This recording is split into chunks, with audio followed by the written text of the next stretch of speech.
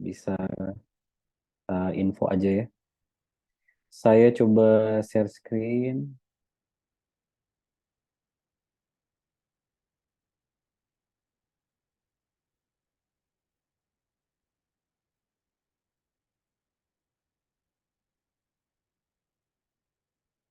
Oke,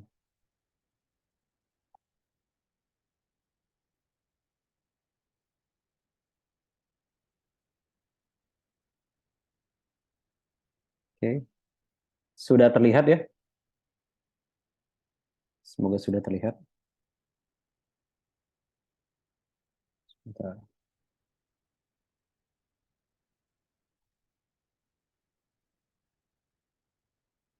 Oke, baik. Eh, Bismillahirrahmanirrahim. Assalamualaikum warahmatullahi wabarakatuh. Selamat pagi nih buat rekan-rekan ya. Para maba berarti di sini ya. Dan rekan-rekan panitia. Dan yang lainnya mungkin yang memang ikut gitu ya. Jadi di sini saya diamanahi terkait materi melesat dengan growth mindset ya. Ya. Tapi memang sebelum ini ya, sebelum kita lanjut lagi gitu, ini ada sedikit mungkin apa namanya eh, nasihat ya buat kita semua. Nah ini kalau teman-teman pada tahu Bang Aat ya, itu salah satu dewan pakar di Masjid Salman ITB. Beliau yang merancang LMD. Jadi ini sebenarnya nasihatnya utamanya memang buat buat saya ya sebenarnya ya gitu. Jadi beliau baru-baru aja itu bikin postingan gitu. Jadi kata-katanya menarik nih. Selain dengan diwafatkannya para ulama, boleh jadi diangkatnya ilmu bisa lewat cara majelis online dengan video off cam. Gitu ya. Jadi eh, bukan majelis online ya. Jadi kalau majelis online tentu kita kita perlu apresiasi bahwasanya ini sangat memudahkan kita ya. Kalau misalnya nggak online, bisa jadi saya pribadi juga nggak bisa ini, nggak bisa hadir di sini gitu ya. Saya tanya ke panitia. Tapi ternyata ketika panitia mengatakan, oh ini online gitu, oh oke, kalau online saya masih memungkinkan nih untuk hadir karena ada acara lagi nih siang kan gitu. Ya jadi ini nasihat buat kita bersama ya, buat saya, buat rekan-rekan,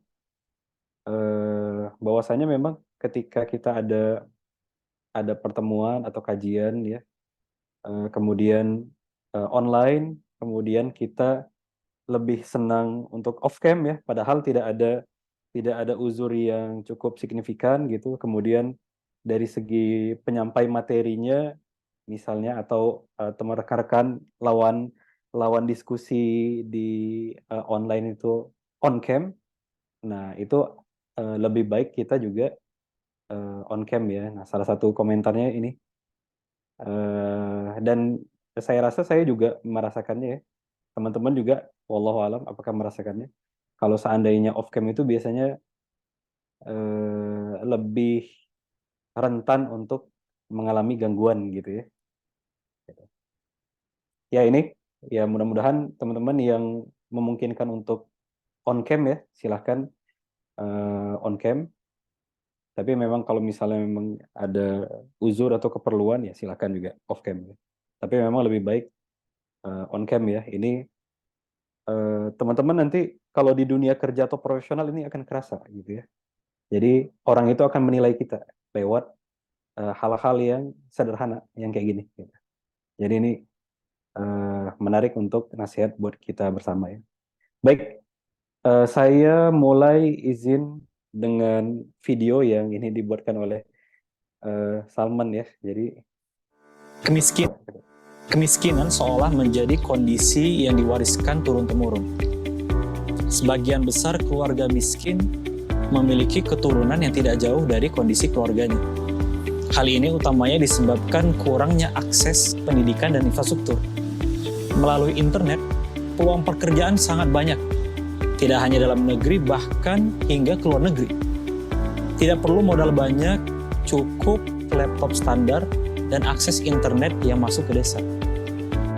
Akses belajar juga terbuka luas, hanya saja perlu skill yang mumpuni dan ketekunan. Saya berandai-andai, bagaimana jika ada pemuda di desa bisa bekerja secara remote, mengambil proyek hingga ke luar negeri, kemudian mereka tetap tinggal di desa, belanja di desa, investasi di desa. Dengan begitu perekonomian di desa akan menjadi lebih maju dan sejahtera. Tidak perlu lagi ada orang tua di desa terpaksa menjadi buruh ke luar negeri, meninggalkan keluarga dan anaknya. Bismillah, bersama perusahaan yang saya bangun dengan misi mengoptimalkan 4 pelayanan, seperti Sunbersih untuk mengerjakan proyek, Sunbercode untuk training, programming, dan desain, Sunberhub untuk kemitraan perusahaan, dan Sunber Foundation untuk gerakan sosial dan pemberdayaan. Ini adalah sebuah perjalanan panjang, menjadikan negeri ini santai dan berkualitas. Saya Khairul Rizky, founder PT Sunbersih. Mari, sudah saatnya kita bergerak untuk bangun Indonesia.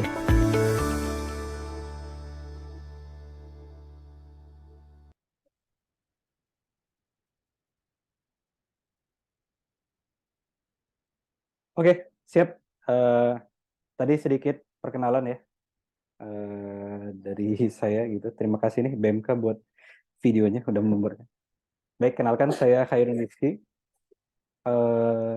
Direktur PT Sunbersih dan CEO Sunbercode. Mungkin teman-teman ada yang udah pernah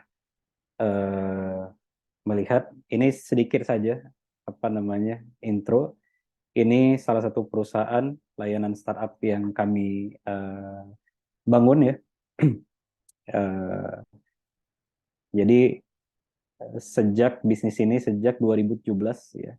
Kalau untuk bisnis traction, alhamdulillah di tahun 2021 itu bisa mencapai revenue di angka 6M.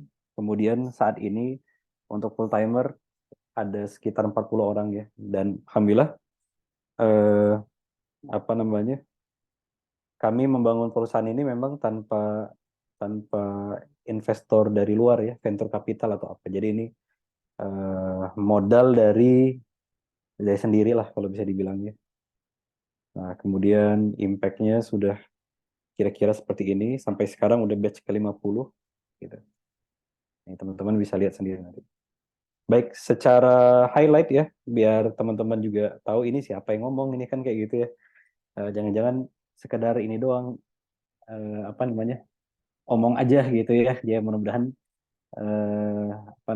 kita bisa kenal lebih dekat lagi. Jadi saya 2009 nih masuk ITB. Saya jurusan planologi, tapi memang passionnya di IT gitu ya. Kemudian 2010 saya masuk pengurus Gamais, kemudian sebagai anggota Asrama Salman juga, kemudian anggota himpunan planologi. Kemudian 2012 ini jadi ring satunya Gamais ya. Kemudian di fasilitator Asrama Salman, kemudian koordinator AEI. AEI itu asistensi agama Islam. Kemudian 2013-2015 itu saya udah tingkat akhir menjelang lulus. Di situ saya mencoba mendirikan startup yang namanya Jungflare. Kemudian 2016-2017 diminta diamanahkan menjadi manajer bidang kaderisasi di Masjid Salman. Kemudian 2017 saya selesai, digantikan manajer selanjutnya, Lutfi. Kemudian saya membangun perusahaan PT Sunbersih, dan salah satu produknya yaitu CEO Sunbercode ya. Saya sekarang sebagai CEO.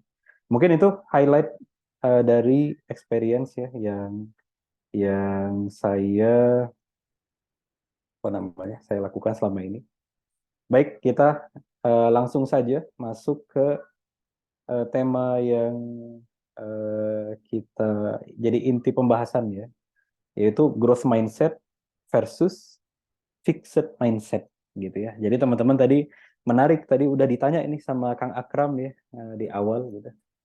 Ini apa ini growth mindset? Saya lihat tadi yang paling banyak apa tadi?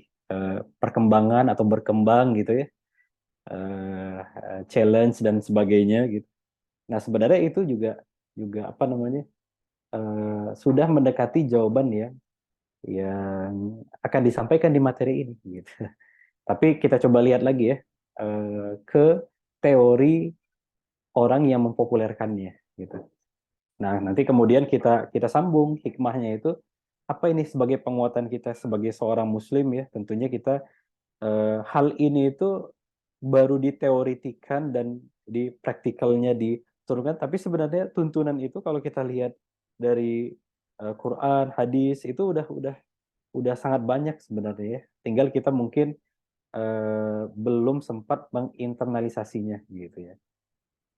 Nah, yang pertama saya ingin memulai materi growth mindset dengan fixed mindset ini dengan cerita dulu nih. Jadi di tahun 2021 ya, itu masih pandemi, itu kami lewat Yayasan Sunbird Foundation ya, ini eh, teman di Gamais dengan di Salman juga ini, sekarang dosen di Unisba Planologi, Kang Tarlani.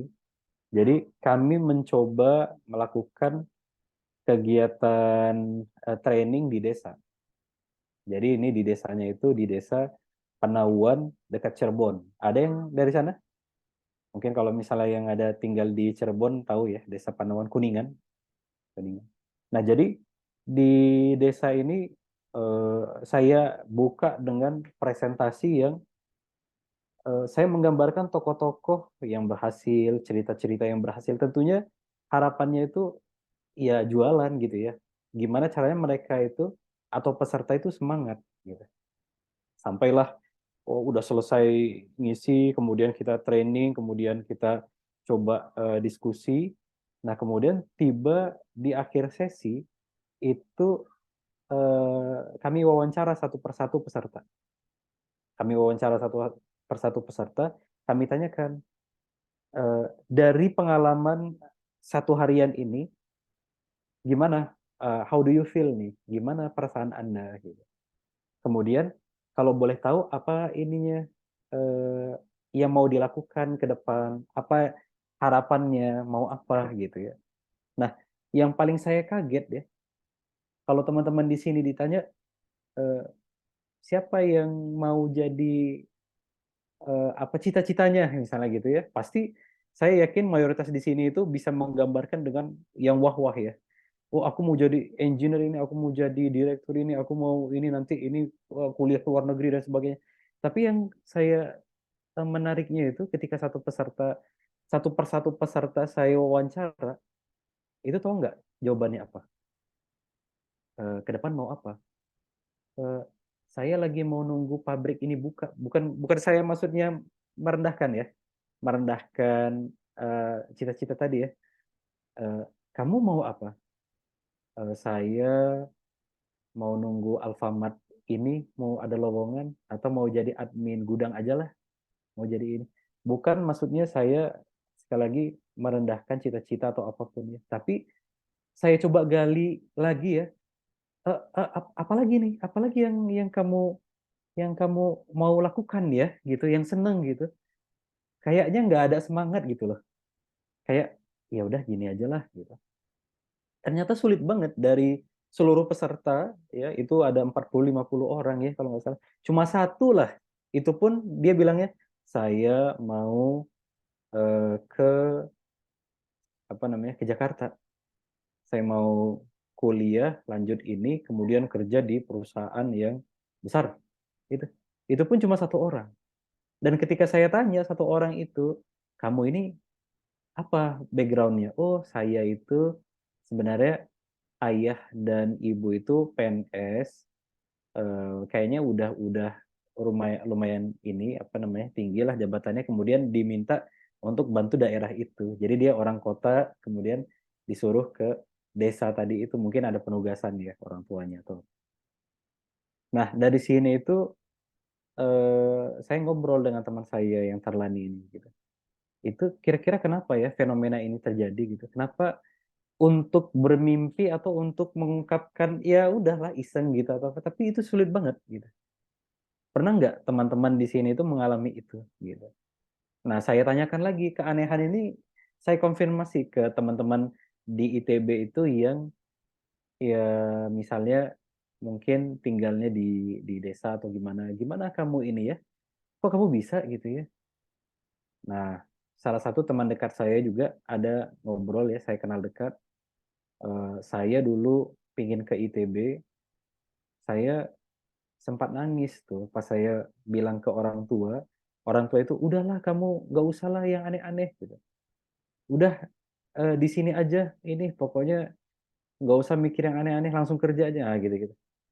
Nah bayangkan mungkin ya ada banyak anak-anak di sana itu yang punya cita-cita tinggi tapi lingkungannya itu realita lingkungan keluarga di rumah di tetangga di tempat bermain itu membuat dia itu jadi minder. Misalnya kayak gini, oh saya mau ini, kau banyak cakap aja, banyak bicara gitu-gitu kan ya.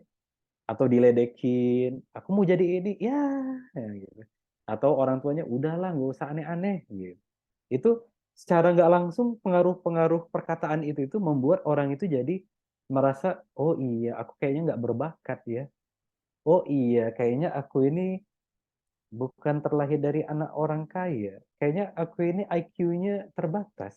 Pernah nggak kita di satu titik ya teman-teman merasakan itu? Mungkin teman-teman yang ada di desa mungkin merasakan mungkin ya.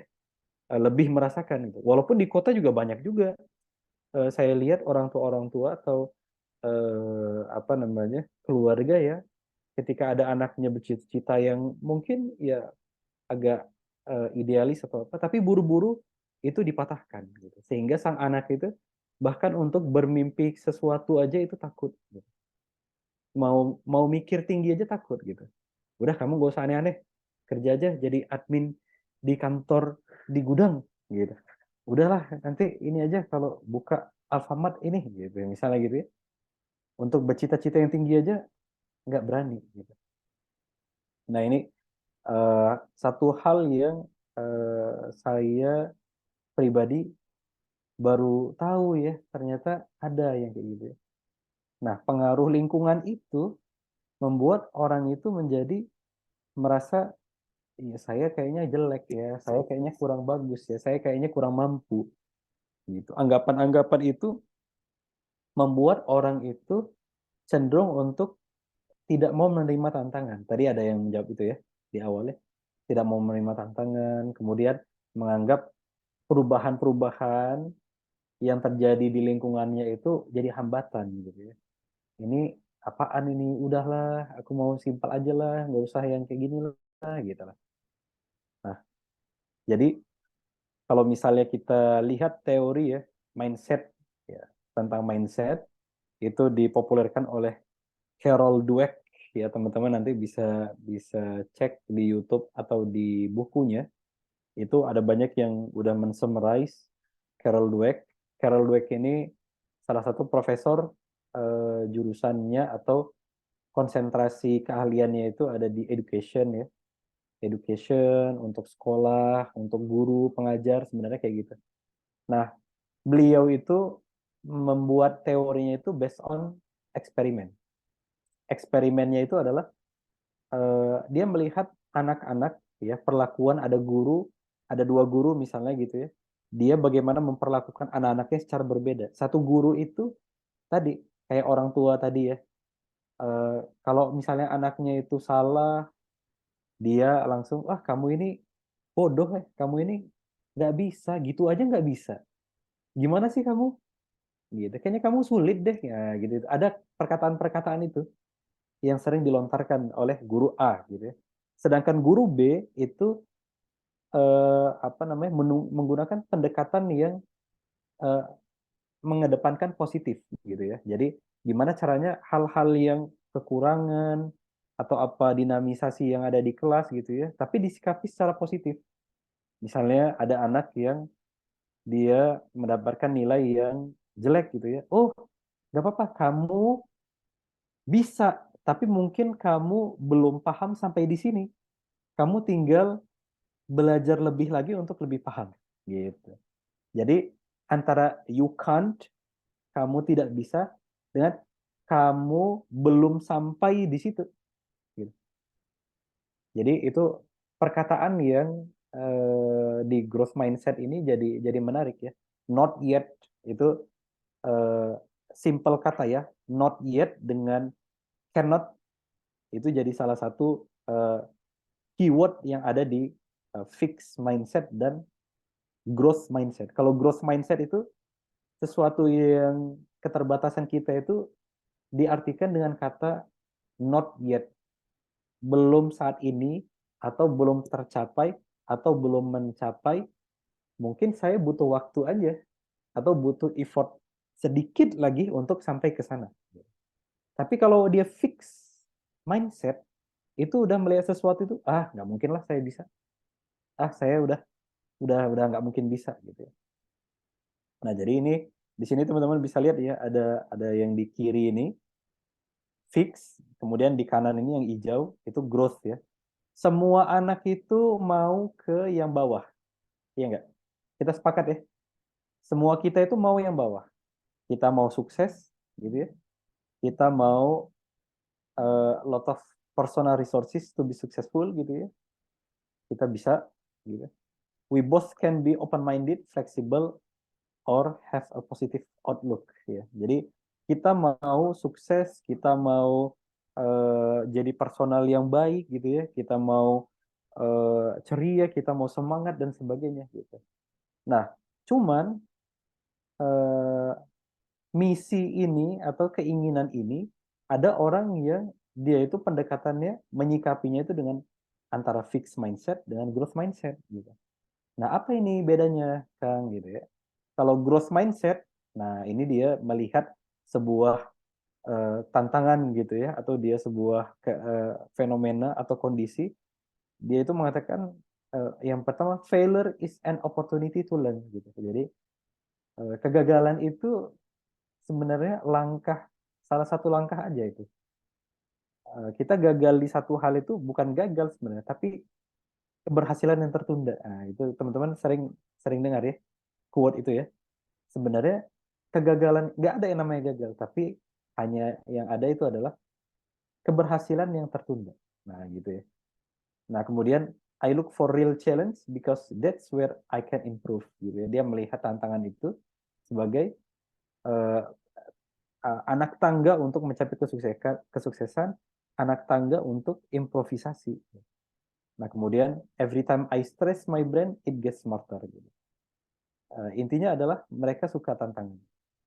Kemudian yang paling penting adalah intelligence, ability itu can grow, gitu ya. Jadi IQ, kecerdasan dan sebagainya itu bisa dilatih, itu bisa dikembangkan, gitu ya.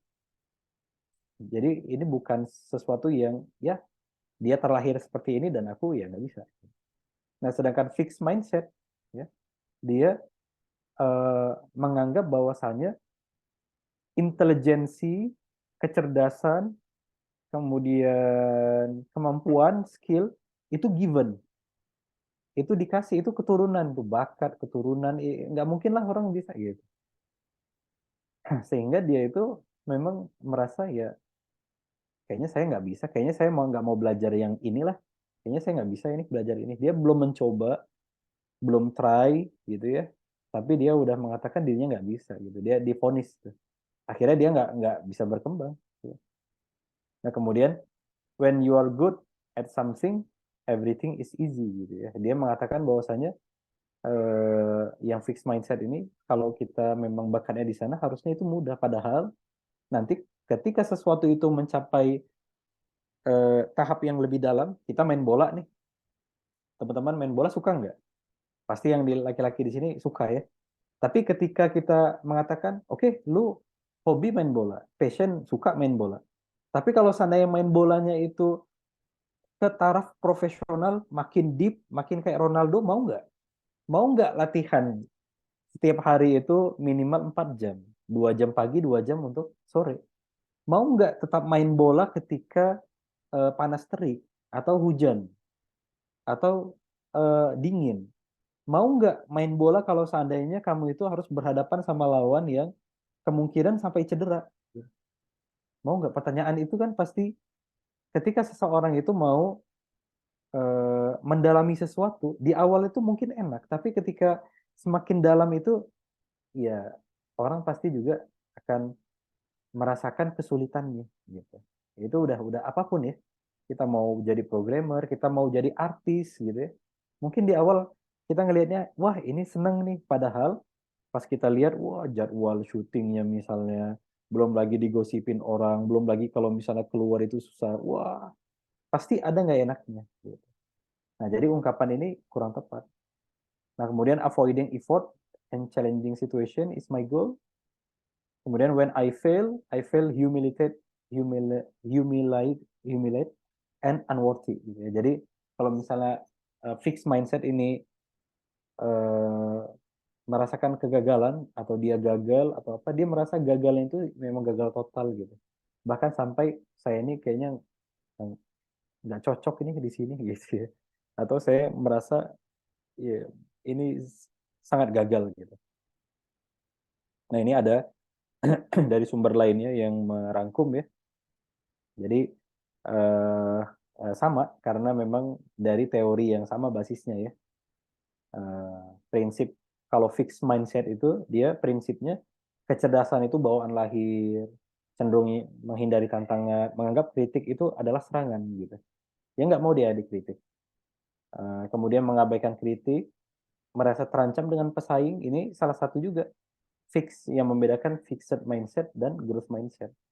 Kalau fixed mindset, dia itu melihat orang lain yang sukses, misalnya teman kita ini, berapa ini? Ini kita baru selesai UTS misalnya gitu ya. Berapa nilaimu?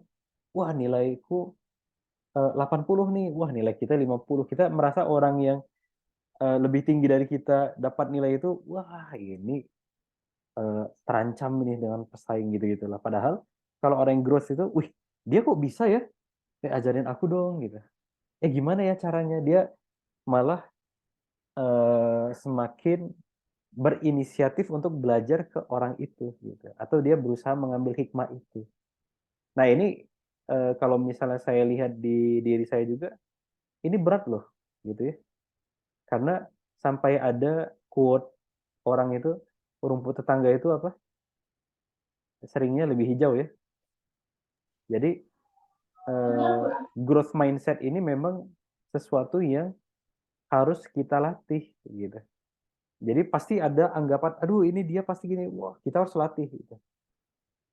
Dan mudah-mudahan kita nanti akan terbiasa. Apalagi terkait fix and growth mindset ini, kadang-kadang faktor dari lingkungan gitu ya. Mungkin kita keluarga oke lah mendukung ya. Tapi kita kan sering juga ya terpapar oleh tontonan televisi ya enggak? Tontonan televisi, sinetron atau berita-berita lain yang kurang kurang baik gitu ya.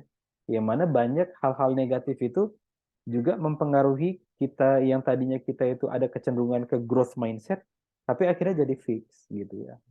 Bagaimana di TikTok atau apa gitu gitu ya, orang sambil, wah lu nggak cerdas, wah lu nggak bisa ya gitu itu, lu bukan orang orang kaya, jangan mimpi lu, gitu-gitu.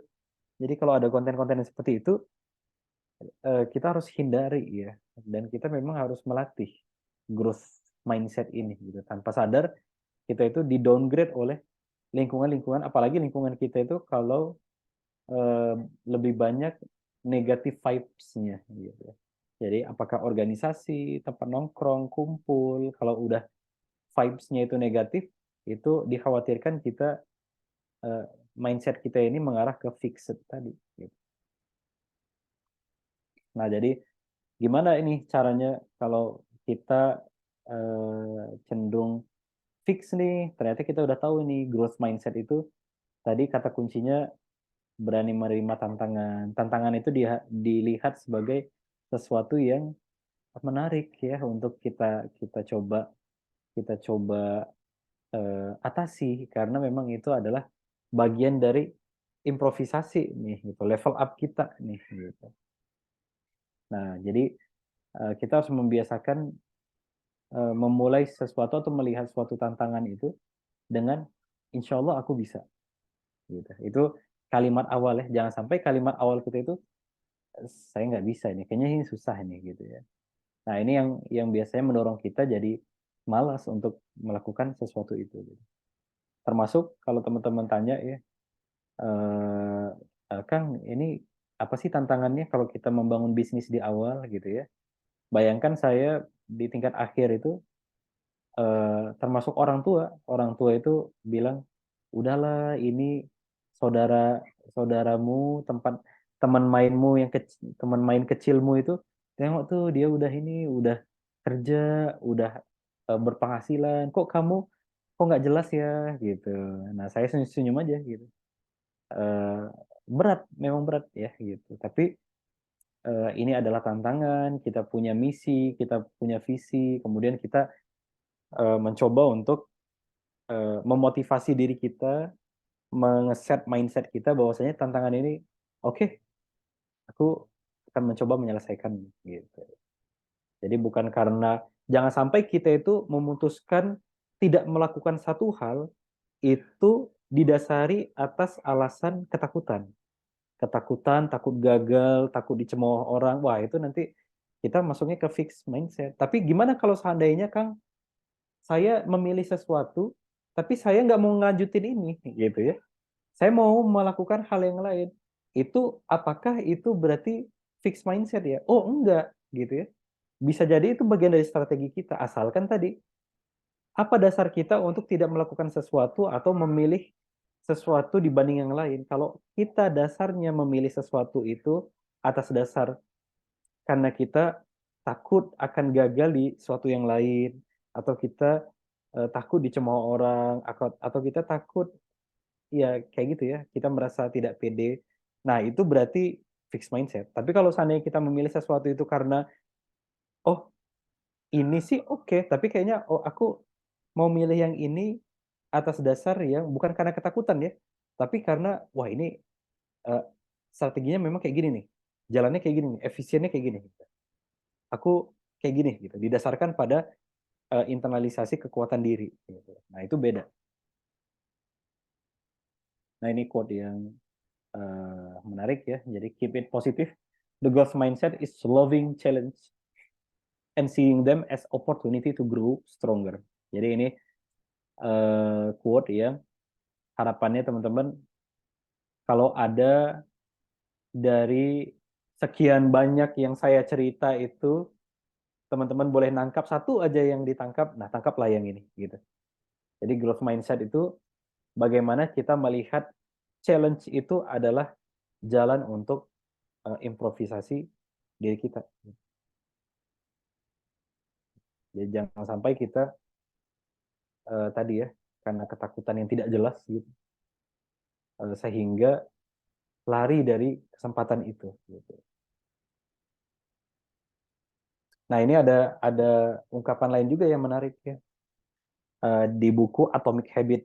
Jadi teman-teman kalau misalnya mau lihat buku yang menarik juga, Atomic Habit, The Power of Tiny Gains. Ya, jadi kalau kita mensimulasikan ya, menggunakan apa namanya diagram ya, ini diagram kalkulus ya. Tadi UTS kalkulus enggak ya? Jadi apa namanya? Kalau kita seandainya ada ungkapan hari ini harus lebih baik dari hari ini, harus lebih baik dari hari sebelumnya, dan hari esok kita akan upayakan lebih baik dari hari ini, gitu misalnya gitu. Nah, katakanlah kita asumsikan lebih baiknya itu seperti apa sih? Ya udah kita peningkatan 1% gitu ya. Hari ini, besok peningkatan 1%, 1%. Itu kalau dihitung-hitung, ternyata diagramnya eksponensial kayak ini, improvementnya. Ya, tadi. Jadi 1% better every day, itu dalam 1 tahun, dia itu udah improve sebesar itu. Gitu. Nah, sedangkan kalau 1% worse every day, dia decline-nya seperti itu. Gitu. Jadi ini atomic habit ya. Kita mencoba mentargetkan ada perbaikan walaupun cuma sedikit per hari, itu ternyata dampaknya sangat besar. Nah ini apa namanya? Saya belum cek ya hadis, apakah itu hadis yang sahih atau seperti apa gitu ya. Tapi ini tadi ungkapan yang menarik ya. Apakah ini kata-kata bijak atau ini hadis sahih? hari ini harus lebih baik dari kemarin dan esok harus lebih baik dari hari ini. Mungkin kata-katanya barang siapa yang hari ini lebih baik dari kemarin, maka dia termasuk orang yang beruntung. Barang siapa yang hari ini sama dengan kemarin, maka dia telah lalai atau merugi. Barang siapa yang hari ini lebih buruk dari kemarin, maka dia terlaknat binasa. Nah, ini inspirasi kita sebagai seorang muslim juga. Di surat Al-Asr, ya, teman-teman juga sudah pada hafal ya. Allah menggambarkan bagaimana kondisi kita ini defaultnya merugi gitu ya. Kenapa defaultnya merugi? Karena kita sama antara hari ini dengan besok aja itu udah merugi. Jadi defaultnya itu merugi aja. Kecuali orang-orang yang melakukan perbaikan-perbaikan tadi, kebajikan. Kecuali orang-orang yang beriman dan beramal soleh, serta menasihati dalam perkara kebaikan dan kesabaran. Nah, bagaimana tadi pertanyaannya ya, yang apa sih Kang tipsnya kalau supaya kita ini bisa melatih growth mindset gitu. Nah, growth mindset itu sering dihadapi ya, sering dilawan ya. Lawannya itu adalah negative thinking gitu. Nah, kita harus tahu negative thinking ini seperti apa sih sebenarnya kalau udah mulai pikiran-pikiran atau lintasan kita itu termasuk negatif gitu. Nah, di sini salah satu inspirasinya juga itu ada di surat Al-Hujurat ayat 12. A'udzu billahi minasyaitonir rajim. Ya ayyuhalladzina amanu ijtanibu katsiran minadh-dhann inna ba'dadh-dhanni itsmun wa la tajassasu wa la yaghtab ba'dukum ba'dha. Allah mengatakan, ya ayyuhalladzina amanu, wahai orang-orang yang beriman, gitu ya. Ijtanibu, gitu. Jadi yang pertama Allah itu mengatakan di surah Al-Hujurat, ya ayyuhalladzina amanu, wahai orang-orang yang beriman, gitu ya. Allah mengatakan, kalau kamu beriman, gitu. Allah mengatakannya, wahai orang-orang beriman, ijtanibu. Ijtanibu itu kalau saya pernah dengar ya dari Ustadz bahasa Arab yang menerangkan ini, tafsir ini, ijtanibu itu kalau misalnya dalam bahasa Arab itu diumpamakan gini, kita lagi nunggu bus, kita duduk di halte bus nih, gitu ya. Nah kemudian ada orang di samping kita, gitu ya. Kita ini siapa ya, nggak kenal gitu ya. Mungkin misalnya orangnya bau nih, gitu misalnya ya. Aduh kita nggak enak nih duduknya deket-deket, kayaknya belum mandi ini si orang ini kan kayak gitu. Kita jadi duduk di halte bus itu agak jauh nih. Nah ternyata orang yang belum mandi tadi gitu ya, yang orang asing kita takut lah gitu ya. Tiba-tiba dia duduknya itu geser ke dekat kita gitu, duduk di samping kita. Nah orang Arab itu mengatakan kepada objek yang seperti itu, ijtanibu, ijtanibu, geser-geser loh gitu, jauh jauh jauh. Gitu. Nah ternyata ketika kita bilang ijtanibu, kita geser, dia nggak mau, dia ini lagi mendekati kita lagi. Nah berarti itu ijtanibu gitu. Nah, di sini dikatakan ijtanibu, jauhi kathiron gitu. Banyak. Oh, ternyata kathiron, bayangkan Allah mengatakan ijtanibu itu aja melambangkan sesuatu itu udah dekat nih. Lu kok terlalu dekat nih. Jauh dulu, jauh. Ternyata ada kathiron. Kenapa ada kathiron? Kathiron banyak ya. Karena ternyata objek yang tadinya dia dekat itu ketika kita menjauhi, dia akan berusaha mendekati kita lagi. Jauh, dekat, jauh, dekat. Wah, kita didekati terus nih. Ditempel terus nih gitu ya. Pertanyaannya apa Kang yang menempel kita ini? Oh ternyata di ayat lanjutannya ijtanibu katsiran minadh-dhon. Ternyata yang akan selalu menempel kita itu dan dekat dengan kita itu adalah prasangka. Zon gitu ya. Loh gimana ini kalau misalnya banyak prasangka yang dekat? Inna ba'dadh-dhon, sesungguhnya sebagian dari prasangkaan itu adalah ismun, dosa. Mungkin ini yang utama ya. Ismun, dosa. Ismun itu kata-kata ismun, dosa itu digunakan juga di Quran itu dengan beberapa bahasa kata ya. Ada apa ya, fahisyah gitu ya, junahun, fahisyah gitu ya, itu juga dosa gitu ya. Tapi ismun ini memang dosa, ini digunakan juga untuk dosa itu dosa orang minum khamar. Orang mabuk-mabukan itu dia kalau kita lihat ayatnya itu ismun pakainya gitu. Nah, pertanyaannya nih, kira-kira apa persamaan orang yang prasangka ini dengan orang yang minum khamar? Ada yang tahu? Jadi eh, ternyata persamaannya ini orang yang udah punya prasangka itu sama orang minum khamar itu sama-sama dia keras kepala dan nggak bisa berpikir jernih. Itu kesamaannya. Kalau orang minum khamar, minum minum alkohol gitu ya, ketika dia mabuk itu, kira-kira kita bisa nasihatin dia nggak? Nggak bisa ya. Pasti dia, apaan lu, wah gitu ya. Nah, orang-orang yang udah prasangka, kira-kira kita bisa nasihatin nggak? Nggak bisa. Misalnya gini, sering nggak kita dengar guyon, eh, kalau orang Padang itu pelit loh. Sering teman-teman dengar itu? Olok-olokan ya, guyonan, olok-olokan, tapi karena sering diulang-ulang, akhirnya kita menimbulkan prasangka ini seolah-olah itu benar gitu. Orang Padang itu pelit. Tiba-tiba kita ketemu di ITB, masuk kelas, teman kita ada orang Padang. Wah, ini langsung kita, ini kayaknya pelit nih. Nah, itu hati-hati. Itu termasuk zon tadi. Atau kata orang, orang Medan itu galak-galak. Nah, gitu ya. Orang Batak itu kayaknya galak-galak. Nah, misalnya gitu. Atau orang orang Sunda itu manis-manis di depan, tapi di belakang nanti gini. Ah, itu ada juga yang kayak gitu. Ya, itu salah satu ini ya, salah satu contoh bagaimana zone itu, prasangka itu ketika udah masuk dan kita nggak melatih untuk ijtanibu tadi, maka prasangka itu seolah-olah itu benar gitu. Nah, di sini kita langsung masuk ke sini, ciri-ciri dari negative thinking atau prasangka yang buruk tadi ya, itu yang pertama dia otomatis gitu. Muncul begitu saja di kepala tanpa disadari. Jadi tadi kalau misalnya di ayatnya ijtanibu katsiron, dia akan dekat, kemudian kita berusaha menjauh, dia akan mendekati lagi, menjauh, mendekati, mendekati. Jadi itu seringnya kalau kita lengah, dia akan otomatis ada. Kalau kita nggak sadar, otomatis itu kita lupa bahwasanya itu prasangka, akhirnya jadi benar, seolah-olah itu kebenaran. Nah, kemudian terdistorsi ya, ciri-cirinya. Muncul dari persepsi, melihat sesuatu itu tidak utuh. Jadi dia itu udah cenderung melihat jeleknya saja. Kemudian ini sifatnya menghalangi dari melakukan apa yang diinginkan gitu ya. Jadi kalau kita udah ada negative thinking, itu biasanya kita jadi terhalangi untuk berbuat sesuatu.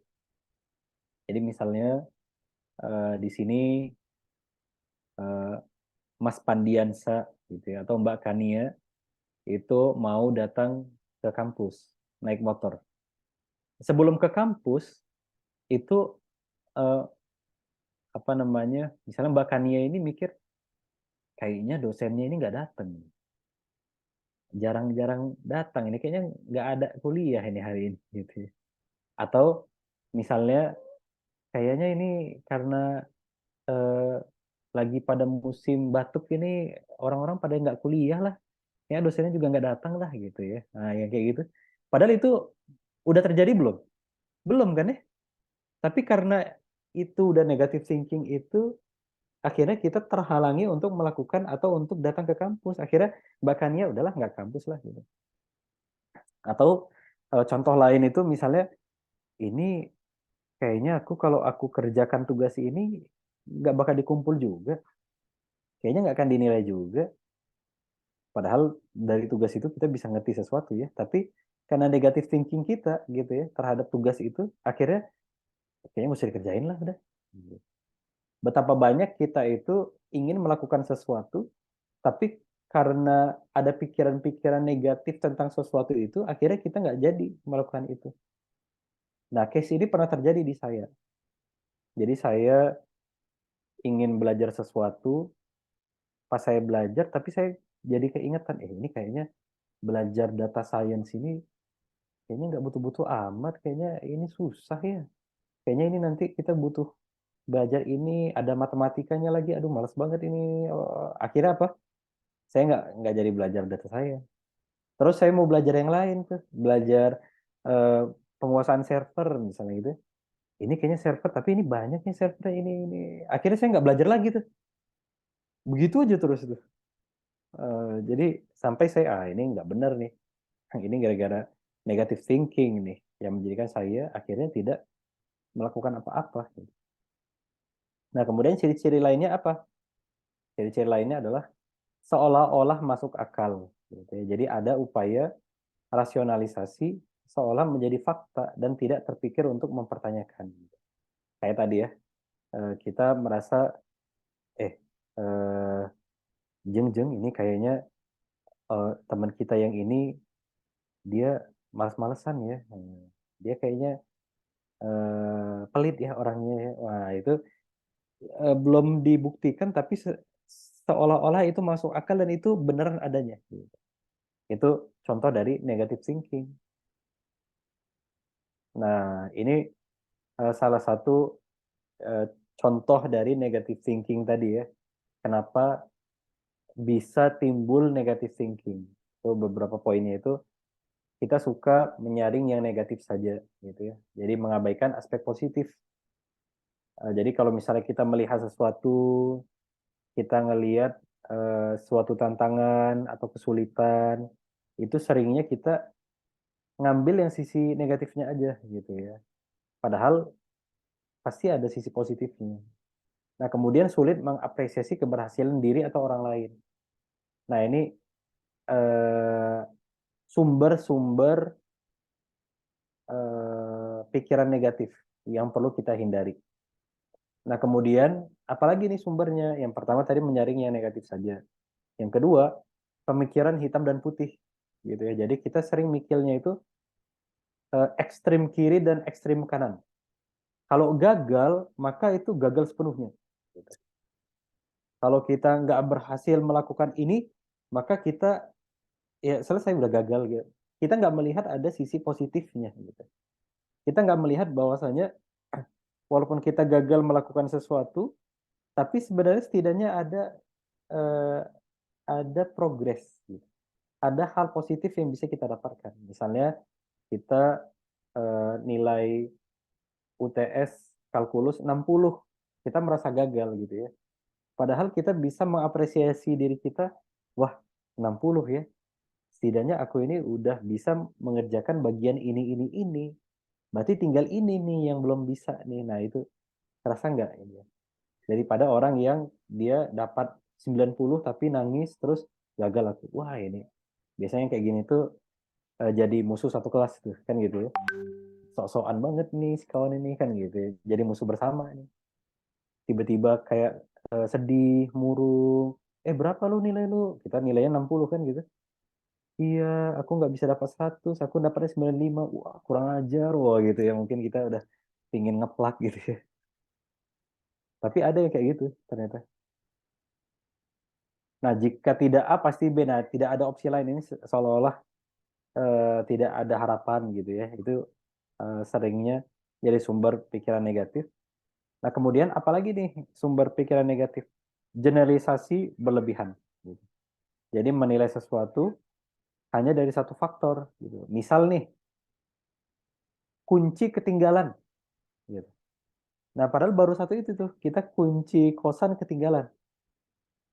Kemudian gara-gara satu kondisi itu, kita mengatakan bahwasanya saya orangnya memang pelupa. Pernah nggak kayak gitu? Kita ada satu kondisi aja, tapi kita langsung mengambil kesimpulan generalisasi berlebihan. Misalnya kita nilai UTS kalkulus 60, langsung kita judge diri kita, oke, aku nggak bakat di matematik. Pernah nggak kita melakukan itu ya? Judgment itu. Atau kita mungkin dijudge oleh orang tua, misalnya kita, atau orang dekat kita. Misalnya kita ada satu dua kali ya, tapi memang naasnya ini beruntun ya. Misalnya kita lupa pakai baju itu kebalik, gitu ya. Terus orang terdekat kita itu, lo kok kebalik besoknya? Oh, kelupaan kebalik. Wah, lo ini orangnya memang suka pelupa, suka nggak fokus lo orangnya. Oh iya juga ya, aku memang orangnya nggak fokus. karena dia digituin terus akhirnya dia ya akhirnya negatif vibes itu seolah-olah dia mikirnya itu memang orang yang nggak fokus gitu ya. Nah, pikiran-pikiran yang negatif ini ya memang jadi merusak growth mindset kita gitu. Nah, kemudian ya mungkin ini yang poin terakhir untuk negative thinking, terburu-buru menyimpulkan gitu ya. Jadi anggapan terburu-buru tentang penilaian orang lain. Jadi misalnya kita merasa diri kita ini adalah center of kejadian gitu ya. Jadi misalnya eh, ada apa namanya? Tapi ini ekstrim banget ya. Misalnya ITB ranking universitasnya menurun. Oh kayaknya ini karena nilai aku yang jelek. Nah, itu berlebihan banget ya. Itu ada nggak ya kayak gitu teman-teman? Jadi ada satu kejadian, tapi merasa gara-gara akulah semua ini terjadi. Ada nggak? Misalnya ada satu acara kita jadi panitia, kemudian acaranya itu dinilai kurang berhasil gitu ya. Padahal panitia itu ada 100 loh. Tapi dia merasa ini karena aku. Ya. Karena akulah ini terjadi gitu ya. Nah, di sini ada contohnya dapat IP 3,0. Nah, kemudian orang tua itu mengatakan, wah anaknya ini ternyata kayaknya biasa aja, ini nggak pintar gitu ya. Jadi buru-buru menyimpulkan, merasa semua ini berputar di dialah sumber dari segalanya, dia yang mengontrol semua. Itu juga salah satu sebab munculnya pikiran negatif.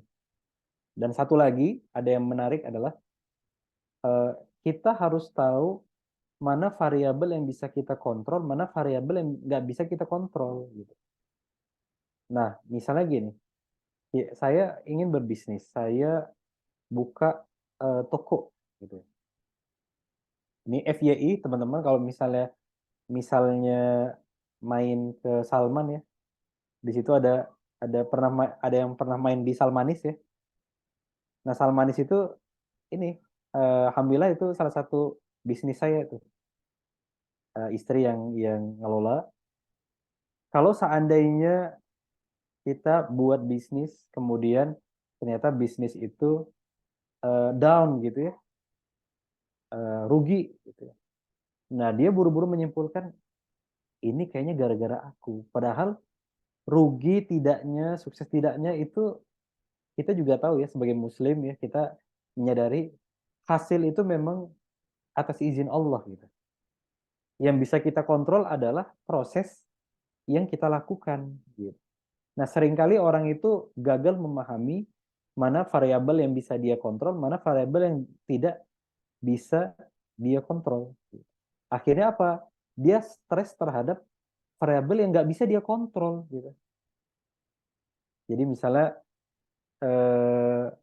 apa namanya, dia udah belajar keras, ternyata nilainya masih 60. Soalnya itu dosennya agak agak nyeleneh juga ini ngasih soalnya itu kok yang nggak pernah dipelajari. Bisa jadi dosennya salah gitu ya, salah ngasih soal gitu ya atau apa gitu. Tapi dia merasa result itu atau bagaimana soal itu hadir di depan dia itu adalah variabel yang dia bisa kontrol. Padahal dia nggak bisa kontrol.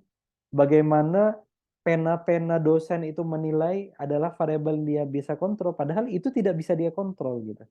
Yang dia bisa kontrol adalah bagaimana cara dia belajar dengan baik untuk menghadapi ujian itu. Nah, seringkali kita gagal memahami ini, akhirnya kita stres gitu.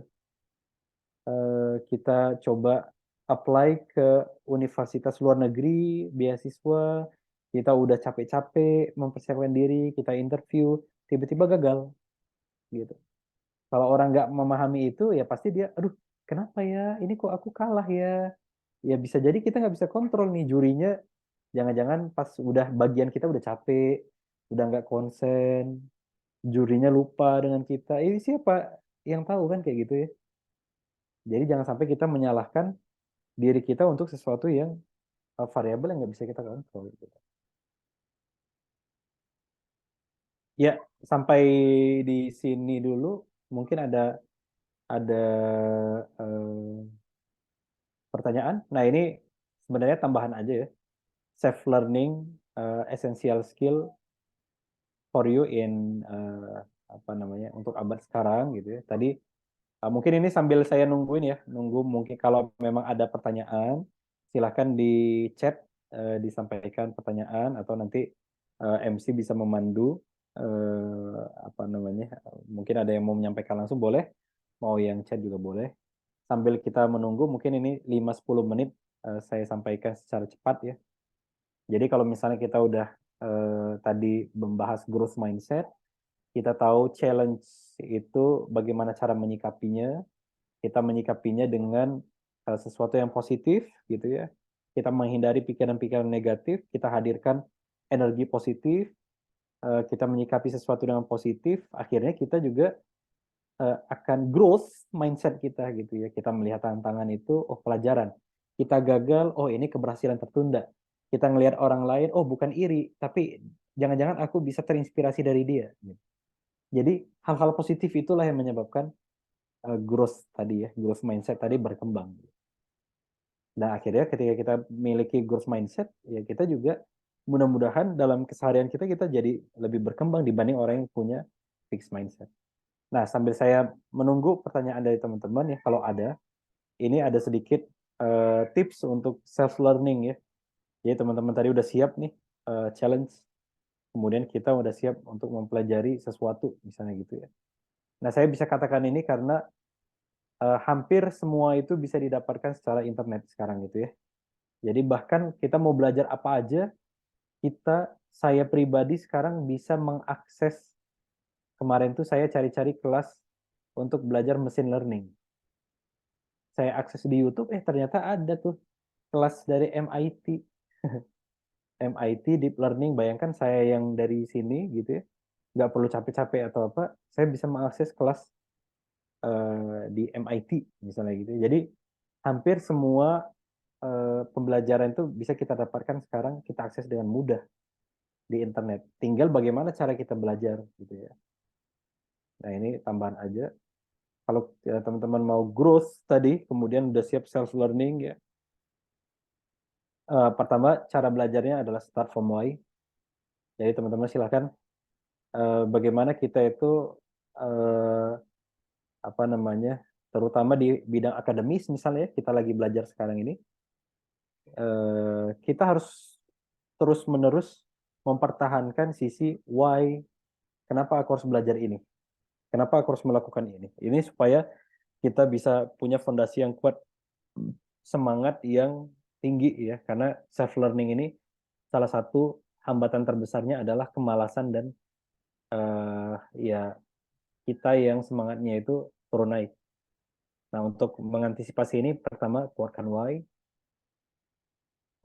Nah, ini salah satu pertanyaan unik yang cukup membantu saya juga ya. Jadi, what is your favorite flavor of, ini bahasanya nggak enak ya. Ya, tapi intinya adalah tadi saya sempat bilang ya ke teman-teman, kalau kita mau mempelajari sesuatu itu secara mendalam, di awal-awal mungkin senang. Kita belajar apapun ya, kalkulus atau fisika, pas intro itu kita senang. Tapi kalau udah masuk ke tengah-tengah sampai ke dalam itu udah mulai itu ada rumusnya aneh-aneh dan sebagainya. Udah mulai semuanya itu hakikatnya kayak gitu. Ketika kita menguasai sesuatu itu secara dalam, maka kita pasti akan ketemu nggak enaknya. Nah, tinggal kita bisa nggak menerima hal yang nggak enak itu, kita terima dengan sadar, kemudian kita akan membersamai ketidakenakan itu. Gitu. Ini maksud pertanyaan itu. Programmer, apa nggak enaknya? Oh, capek nih, apa namanya, ngoding, nanti salah titik koma jadi error, gitu ya.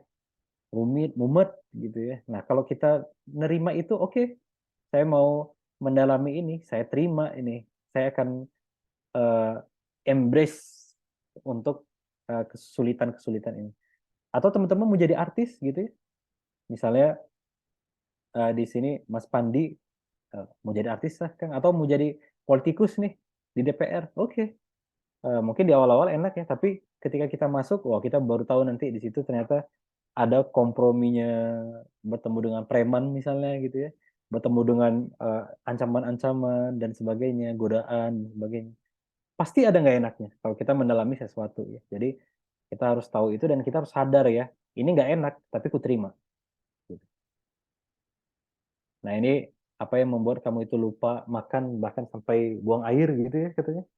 Nah ini kita memulai sesuatu itu dengan kuat gitu ya fondasinya tadi. Kita mau belajar sesuatu ini, saya mau menguasai skill ini, saya mau ini gitu ya. Itu kita harus tanya dengan diri kita. Dan ini salah satu pertanyaan juga yang bagaimana kita bisa menyelamatkan dunia misalnya gitu ya. Ini untuk menguatkan kita ya. Kemudian set your goal untuk fokus. Ini salah satu quote yang menarik. Kalau kita mau pergi ke Jakarta, tapi tidak bisa mendefinisikan yang dimaksud dengan Jakarta itu apa gitu. Apakah Jakarta itu bundaran HI, Monas atau apa gitu. Maka lebih baik tidak usah pergi ke Jakarta. Ini kata salah satu dosen. Ini konteksnya ketika saya sebagai manajer di Salman ya, ada celetukan apa namanya kesulitan. Pak, ini kita udah capek ya. Sebenarnya kan capek ini kegiatan. Tapi kok merasanya nggak kemana-mana ya? Kok ngerasanya capek aja ya? Nah, beliau mengatakan kayak gini. Oh, jangan-jangan ini teman-teman gagal mendefinisikan tujuan. Jadi beliau bilang, ya misalnya kamu ada program ini, program itu, tapi yang dievaluasi atau ditanya lain gitu ya. Akhirnya apa yang kamu kerjakan seolah-olah tidak bernilai. Gitu. Jadi misalnya kita ada mata kuliah kalkulus. Nah, ternyata di mata kuliah kalkulus ini nilai utama itu justru bukan UTS sama dosennya. Nilai utama itu adalah tugas. Nah, sayangnya kita capeknya ngerjain apa? Kita merasa kesuksesan kita ini adalah ketika kita ngerjain soal ujian dengan baik gitu ya. Padahal akhirnya kita nggak ngerjain tugas tuh, tugas kelompok gitu-gitu ya. Padahal nilai utamanya tugas kelompok. Akhirnya kita apa? Kita udah capek, kita merasa capek, merasa berjuang, tapi hasilnya kok nggak ada ya, kok nggak dinilai ya, kok jelek ya nilaiku. Gitu. Jadi penting untuk mendefinisikan tadi goal tadi ya. Kalau kita mau belajar tadi. Mengerjakan banyak hal, tapi merasa tidak mendapat apa-apa. Gitu. Jangan sampai kita seperti itu. Nah ini goal. Teman-teman bisa googling juga SMART ya, specific, measurable, achievable, relevant, and time bound and timely. Kemudian set learning journey. Ini tadi ya, resource di internet itu endless.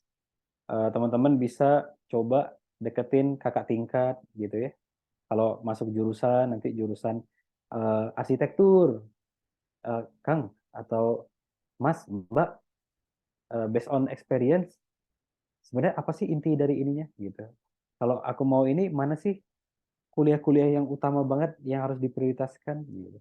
Atau skill apa sih di luar dari kuliah ini yang saya pelajari sendiri tapi saya bisa membantu perkuliahan. Oh, kamu belajar nanti GIS ya, kamu belajar ArcGIS ya, misalnya gitu. Atau AutoCAD ya, atau Revit ya. Nah, itu coba get direction ya. Karena apa? Karena oke lah kita mengatakan bahwasannya semua ilmu ini penting. Bahkan ilmu mencuri itu juga penting ya untuk kita menghindari diri kita dari kena pencurian kan gitu ya. Tapi pertanyaannya emang batas hidup kita atau waktu kita unlimited kah gitu? Kan enggak ya. Waktu kita juga terbatas sehingga kita juga perlu mengset learning journey kita ini juga lebih efektif dan efisien. Ini contoh saya dulu belajar sendiri, saya nggak minta ke apa namanya ke kakak tingkat atau ke expert yang udah pernah. Saya padahal sederhananya cuma mau bikin website pribadi loh. Tapi bayangkan saya harus membaca ini semua gitu ya. Ini apa ya? Kok ada ngeri banget nih judulnya ada XXX Windows gitu ya. Ini ngapain kan gitu. Oh, cobalah baca dulu kan gitu. Ini PHP dan MySQL ini gimana? Ini kok saya udah baca ini semua dan saya belum bisa bikin web dengan confidence. Sampai saya nanya bahkan ke junior, bro, ini gimana ya cara bikin web? Kang, pakai aja framework, pakai aja Laravel yang kayak gini, nanti ini mudah ini. Oh gitu caranya. Akhirnya saya bisa. Jadi sangat signifikan kalau kita bisa bertanya ke kakak tingkat, get advice from expert, atau mungkin kita cek roadmap belajar, kemudian learn by doing, make habit of creating something new. Nah ini apa namanya? Ya ini ada, ini kita skip aja ya. Challenge yourself in competition and real project. Ini teman-teman juga bisa ya, challenge tadi ya. Jadi salah satu keyword dari growth mindset adalah menerima challenge ya, atau suka men-challenge diri sendiri, atau suka yang namanya challenge ya. Jadi ini sangat sangat penting untuk bisa menumbuhkan skill kita ya, challenge yourself in competition or real project. Kemudian learn with community.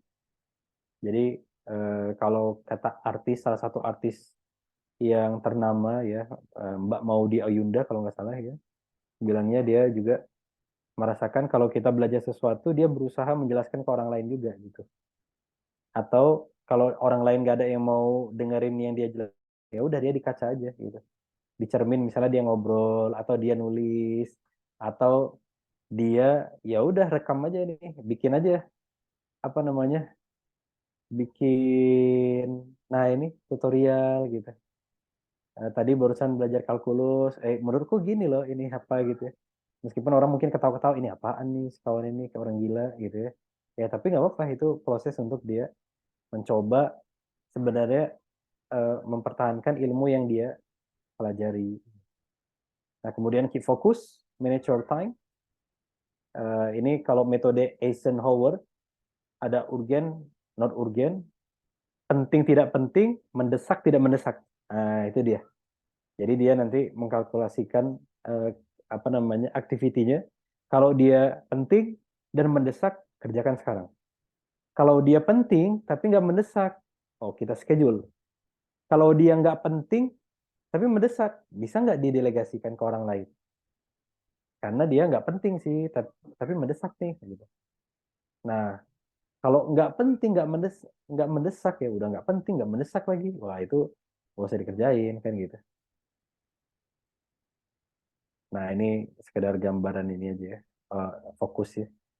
Sampai orang supaya fokus itu dia pas mau belajar atau mau ngerjain sesuatu ditaruhnya itu ditempel ini, joke aja ya, candaan aja ini.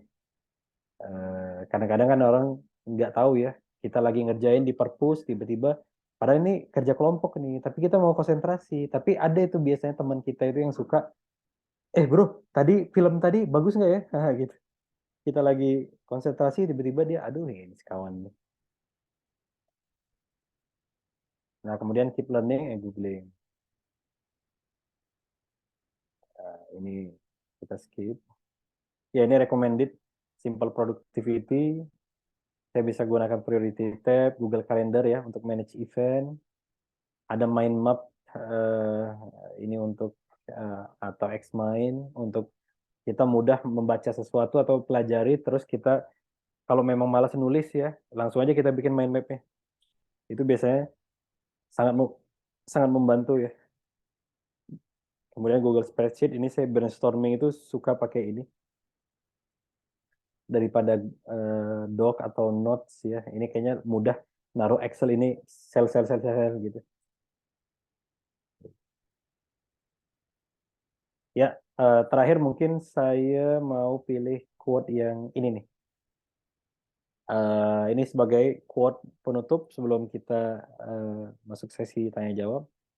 Jadi saya ngobrol salah satu kakak tingkat ya, namanya Kak Tizar. Beliau Presiden KM ITB dulunya. Jadi beliau itu menjelaskan gini, Run, kita tidak akan dapat memahami sesuatu secara menyeluruh. Kita memahami sesuatu berdasarkan pertanyaan apa yang bisa kita timbulkan terhadap sesuatu tersebut. Maka semakin banyak pertanyaan yang dapat dimunculkan, semakin kita memahami sesuatu tersebut. Jadi misalnya teman-teman, kalau saya apa namanya, saya kelihatan nggak ini? Kalau di video saya itu saya kasih gambar misalnya pulpen gitu ya. Kalau saya pulpen ini saya perlihatkan ke orang IT mungkin ini apaan nih?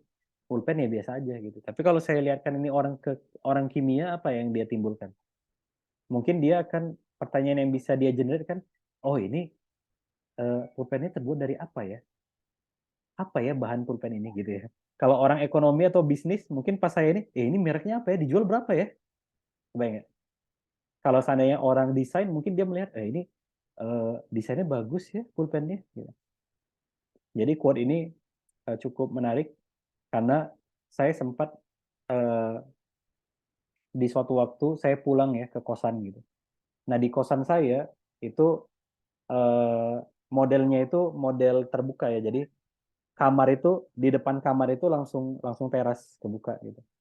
Nah satu waktu saya pulang malam hari itu ternyata ada yang mengganti bohlam kamar depan kos itu teras itu yang tadinya putih jadi kuning.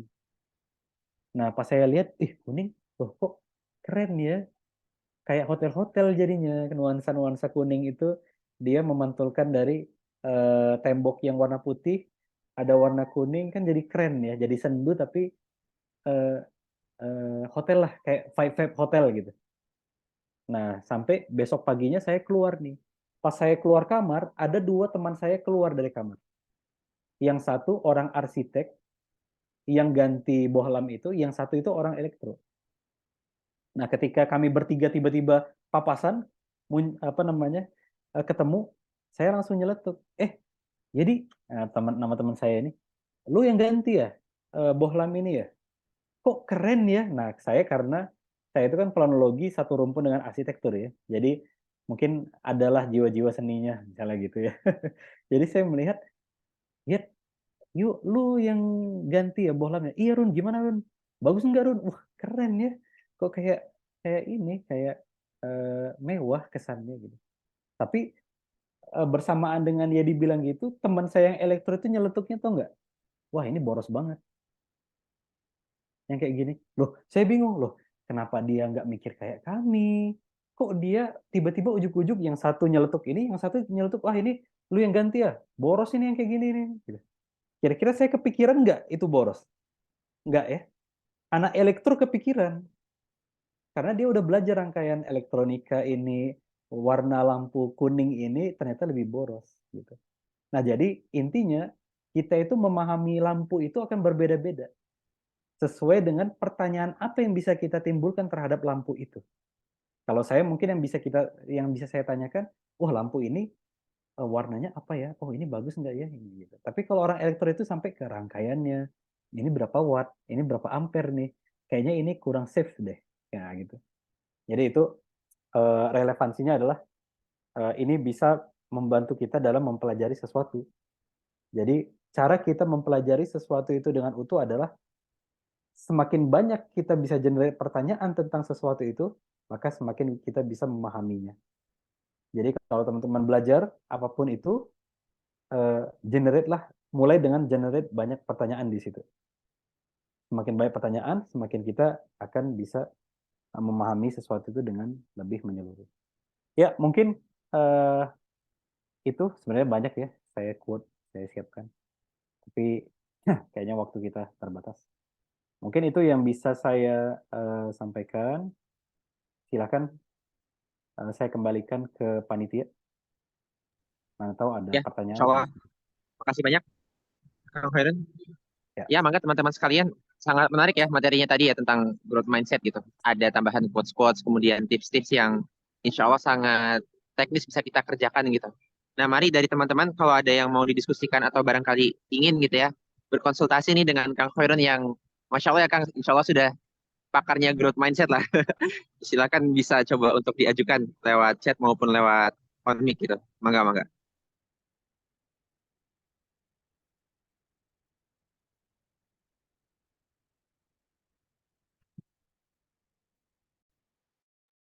Mungkin dari teman-teman yang on cam kali ya, dari Hafiz atau dari Kania atau dari Kaditya, adakah yang mau coba untuk didiskusikan gitu?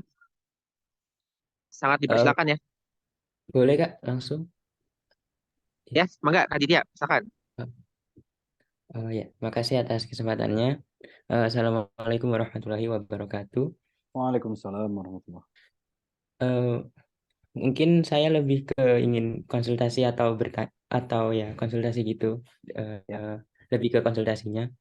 Eh, Mungkin saya kan apa apakah hal yang saya lakukan ini mungkin seperti fixed mindset atau growth mindset atau mungkin ada tanggapan dari eh,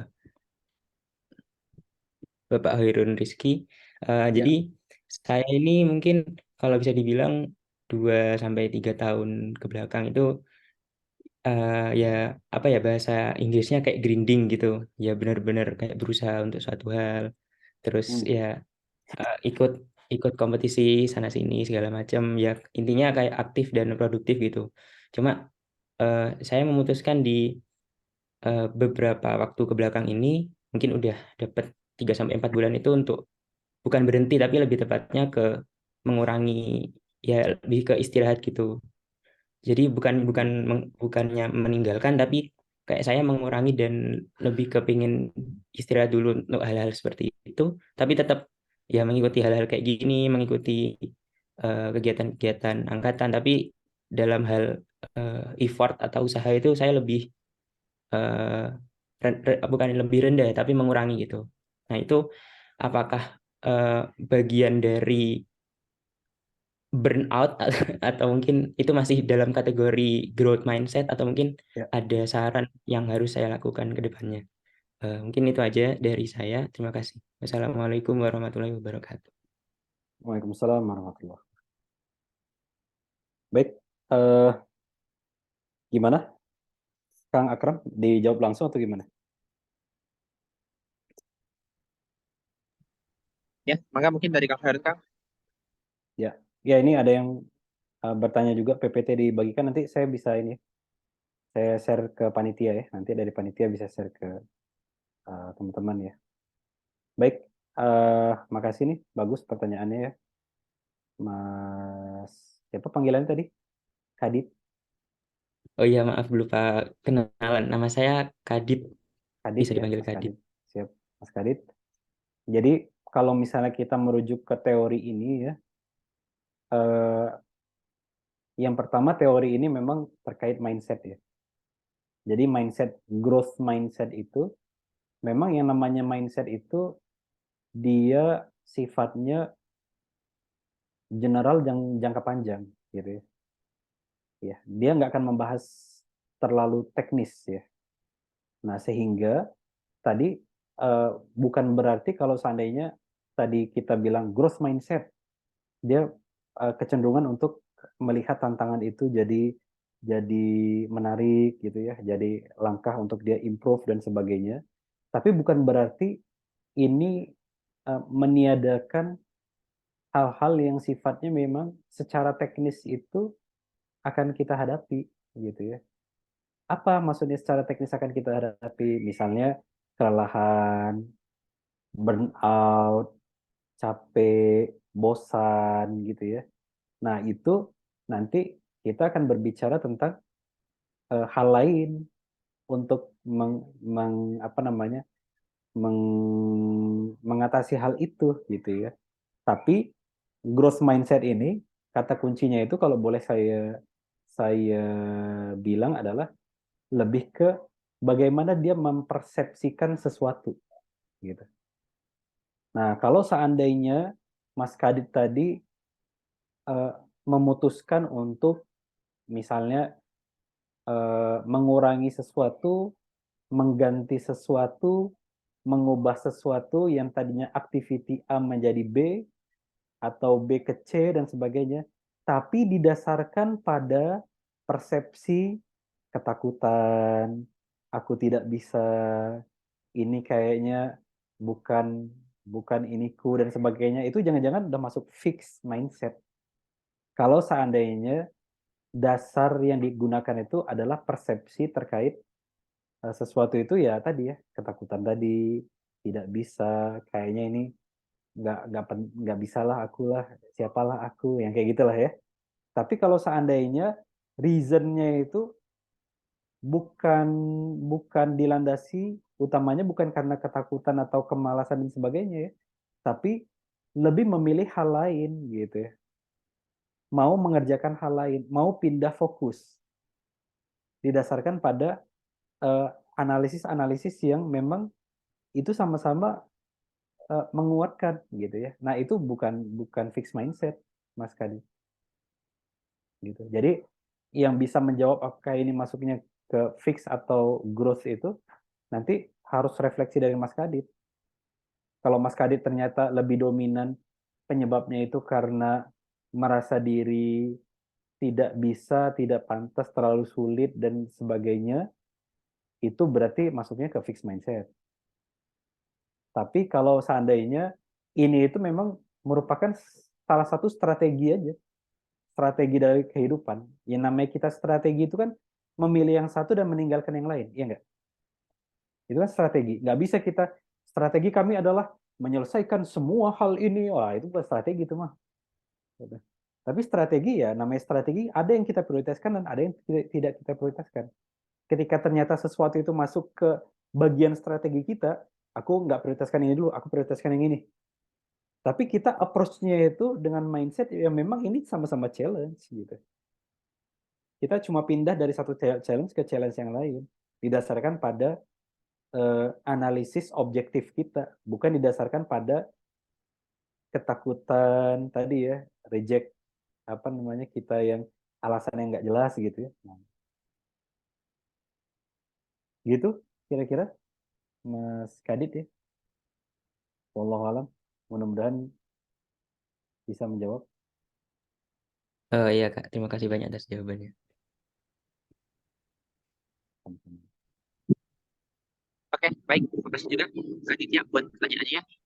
Dari teman-teman yang lain, barangkali ada lagi yang mau didiskusikan atau ditanyakan ke Kang Hoirun nih. Menarik ya, mumpung kita masih ada waktu juga. Kapan lagi gitu kan kita bisa diskusi gitu ya dan tanya gitu sama pakarnya gitu. Mangga buat teman-teman sekalian, boleh lewat chat, boleh disampaikan langsung.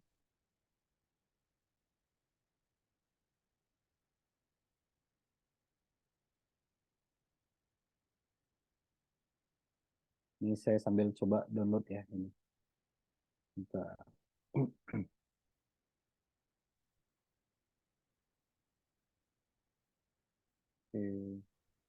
Oke, siap. Mungkin rasanya teman-teman masih punya banyak ini ya, punya banyak pertanyaan atau obrolan untuk diskusikan nih Kang Hoirun, tapi kayaknya pada sungkan. Kalau gitu Nggak nanti apa-apa. kita coba untuk, ya, boleh nanti coba kita tampung aja pertanyaan-pertanyaan biar biar bisa tetap diajukan ya. Nanti mungkin secara asinkron kalau teman-teman ada masih punya pertanyaan boleh Ya. diketikkan, bisa di grup mentoring masing-masing gitu ya. Nanti biar diteruskan mentornya ke Kang Hoirun kayak gitu, ataupun via yang lain nanti silahkan. Mungkin untuk kali ini ya, karena kita Nah, karena kita udah sampai di penghujung acara juga nih, insya Allah sudah menunjukkan pukul 11 gitu ya. Mungkin kita bisa lanjut lagi ya ke sesi selanjutnya. Jadi, jazakumullah khairan kasiran. Makasih banyak Kang Siap. Khairun untuk pemaparan materinya, Kang. Thanks. Insya Allah, keren banget. Nah, selanjutnya ya, teman-teman sekalian, eh, tadi tentunya kan sudah sangat banyak ya insight-insight, kemudian quotes-quotes, lalu tips and trick, dan juga definisi, serta banyak hal nih yang Kang Khairun paparkan tentang growth mindset. Nah, biar lebih seru juga gitu ya, mangga dari teman-teman sekalian ada mungkin satu dua orang yang mau untuk maparkan lagi gitu ya, kira-kira dari pemaparan Kang Horun barusan tuh apa sih yang teman-teman rasa itu jadi hal yang wah banget gitu, atau mungkin insight apa yang paling berbekas di benak teman-teman sekarang gitu. Boleh mungkin ya, aku coba tunjuk nih satu dua orang. Tadi udah ada dari Kak Ditya gitu ya. Eh, Sekarang mungkin kalau kalau lagi bisa on mic juga ya, dari siapa nih ya? Dari ini aja deh, dari Kak Naya Asila Kamila. Apakah bisa on mic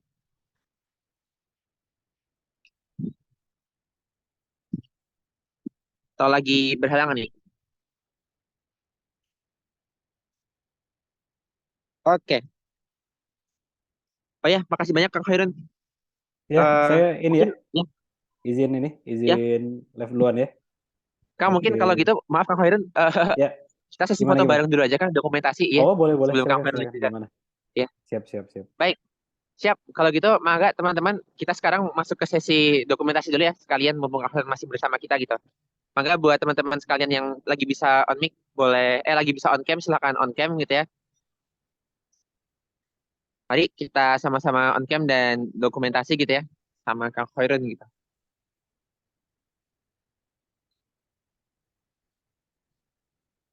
Oke, Masya Allah, udah rame nih yang on cam nih. Oke, mungkin minta tolong buat Kak Alfi ini ya, buat coba di, apa namanya, dikasih hitungan gitu, 1, 2, 3-nya. Mangga, Oke, sama, mungkin ya. aba-abanya. Ya, aba dari aku ya. Ini ada lagi yang mau on cam. Aku hitung sampai 5 ya. 1, 2, 3, 4, 5. Oke, mungkin udah yang segini. Aku hitung sampai 3. 1, 2, 3. Bentar. Coba sekali lagi. 1, 2, 3. Sebentar. Sebentar ya. Sebentar. Oke, Alhamdulillah. Makasih banyak Kak Alvin ya, udah memimpin prosesi dokumentasi. Sekali lagi jazakumullah khairan kasiron, Kang Khairun. Maka Kang, kalau misalnya ada keperluan mau live duluan, terima kasih banyak. Siap. Hatur nuhun. Ya. Makasih banyak ya. Yo, Assalamualaikum warahmatullahi wabarakatuh. Oke, siap. Waalaikumsalam. Terima kasih banyak Kang Khairun. Oke, guys. Ya, balik lagi ya. Mangga mungkin teman-teman sekalian yang mau nih sharing-sharing insight atau hal-hal menarik yang tadi didapatkan ya dari pematerian oleh Kang Khairun gitu. Pada ini ya, pada beberapa mungkin lagi nggak bisa on mic nih. Coba deh mungkin aku tembak lagi. Kalau dari display namanya tuh 166 gitu ya. 23389 ke Adib nih. Gimana kalau dari Kak Adib ya? Apakah lagi bisa on mic juga?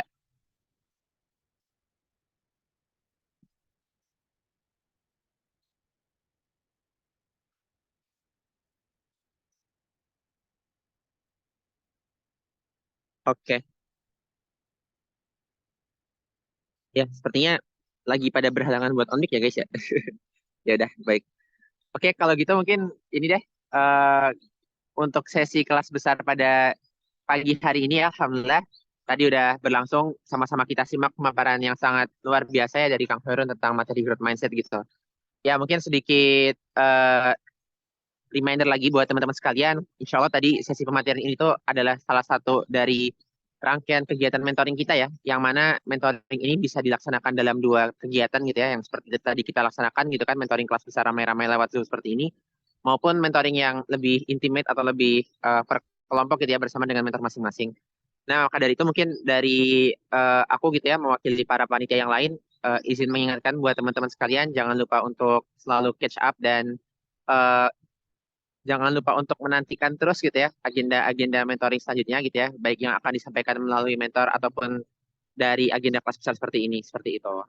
Nah, terakhir mungkin boleh jangan lupa untuk diisi lagi ya presensinya udah di-up. Insya Allah nanti ada sedikit, tadi udah di-mention di awal, ada sedikit door prize gitu, yang door prize-nya adalah apa nih? Door prize-nya adalah kalian semua nanti teman-teman yang udah mengisi bakal berkesempatan untuk mendapatkan diskon ya, diskon menarik. Eh, Tadi sih katanya setengah harga tuh diskonnya gitu ya. Untuk teman-teman bisa mendaftarkan diri ke kelas-kelas online yang disediakan oleh San Bersih gitu ya. Jadi tadi kalau teman-teman belum tahu, Kang Harun itu adalah CEO dari PT San Bersih gitu ya, atau San Berkot mungkin kalau teman-teman lebih familiar mendengar seperti itu. Nah, jadi nanti akan ada follow up juga dari kami selaku panitia ketika teman-teman sudah mengisikan, dan akan ada dapat voucher tadi kayak gitu.